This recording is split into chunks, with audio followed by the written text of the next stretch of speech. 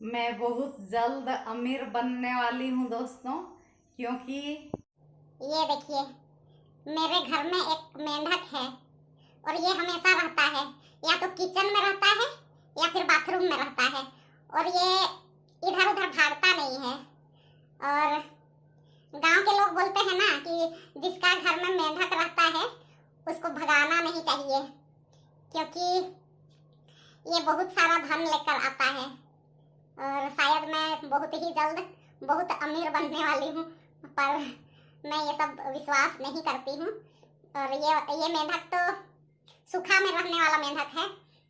ये या तो पेड़ पौधों पर रहता है या फिर लकड़ियों के ऊपर रहता है, पर मेरे घर के अंदर तो कोई लकड़ी उकड़ी नहीं है, फिर भी ये देखिए ऐसे जहाँ तहाँ बैठा हुआ रहता है।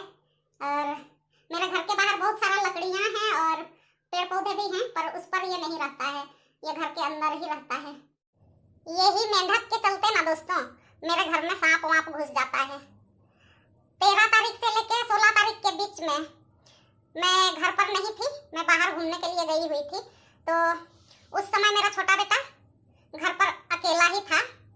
तो उस समय भी मेरा किचन में करेत सांप घुस गया था, पर मेरा बेटा को तो सांपों से डर ही नहीं लगता है, तो वो करेत सांप को पकड़ा और मैदान में लेके छोड़ दिया था। वो सांप घुसने से वो मारता उरता नहीं है, वो चाहता है कि बाहर ही छोड़ दें। पर मैं अगर जब रखती हूँ ना तो उसको मना करती हूँ सांप पकड़ने से, क्योंकि उसको एक बार सांप काट भी चुका है।